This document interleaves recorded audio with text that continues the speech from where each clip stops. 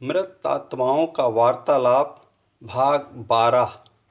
पिछले 11वें भाग में वृत्तांत के अंतिम शब्दों से हमने जाना कि प्रथम क्रमांक के देवता की अर्जी पर ईश्वर के द्वारा गौर करने के बाद उसे मंजूर किया और तुरंत यमराज को आदेश भी पारित कर दिया कि पृथ्वीलोक से उस छोटे भाई को देवलोक लाया जाए ताकि बड़े भाई की वर्षों की प्रतीक्षा का अंत किया जा सके।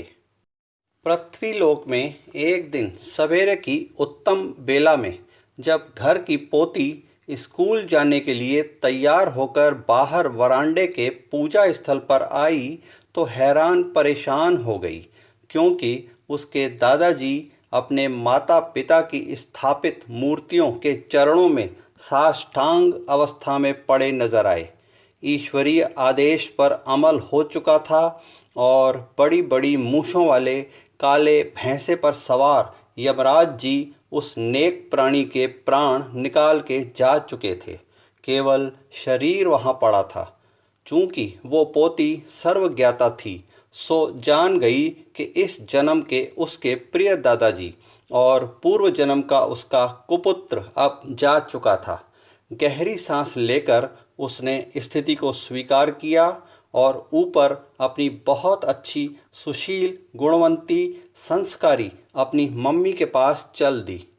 अपने पिता तुल्य ससुर पिता की अचानक पर कष्ट रहित और उनके माता पिता के चरणों में हुई मृत्यु पर वो संतुष्ट थी, पर दुख व वेदना अपनी जगह थी, सो आंसुओं की धारा सी उसकी आंखों से बह चली। सच्चे हृदय से उसने ससुर पिता के देवता तुल्य स्वरूप को उसने मन ही मन नमन किया, झुककर उनके अंतिम बार चरण स्पर्श किए और हृदय को मजबूत करके खुद को संभाल के बाजू ही में रह रहे अपने चाचा ससुर परिवार को भारी मन से सूचित किया, क्योंकि घर पर और कोई नहीं था। उसका पति यानी उस घर का बेटा अपने दो यारों के साथ विदेश प्रवास पर दुबई गया हुआ था और घर की बड़ी यानी उसकी सास और मृतक की पत्नी अपनी ट्यूशन क्लास की कुछ छात्र छात्राओं के साथ किसी दीक्षांत समारोह में शामिल होने पूना गई हुई थी।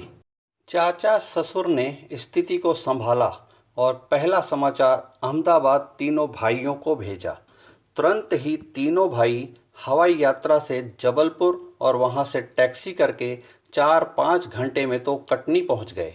क्रियाक्रम का कार्यक्रम शाम 4 बजे का रखा गया था, पर तब तक भी मृतक की पत्नी और बेटा नहीं पहुंच पाए, सो पंचों की सलाह पर तीनों भाई और चाचा ससुर ने कांधी बन के विधि पूरी की। अंतिम शव यात्रा में पूरे शहर के गणमान्य लोग जैसे उमड़ पड़े थे।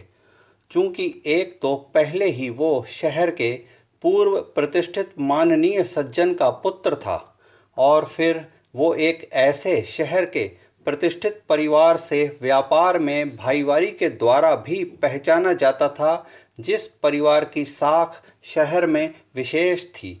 वो प्रतिष्ठित पूरा परिवार भी पूरी सौजन्यता का परिचय देते हुए हर विधि में अग्रणी रह के सम्मिलित था।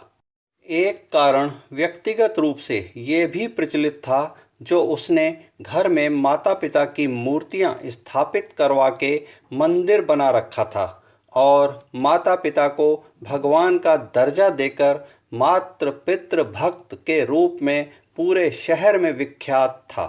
अच्छे स्वभाव और नेक दिल इंसान के रूप में उसकी प्रसिद्धि थी। शरीर के साथ विधि और कर्म कांड इत्यादि धर्म नियम की परंपराओं का संपूर्ण पालन किया गया और फिर 12वें दिन तक बीच में वापस लौटे मृतक की पत्नी और बेटे ने भरपूर घड़ियाली आंसू बहाए। ये तमाशा व्यंग्य की मुस्कान के साथ घर की एकमात्र पोती ने भरपूर निहारा।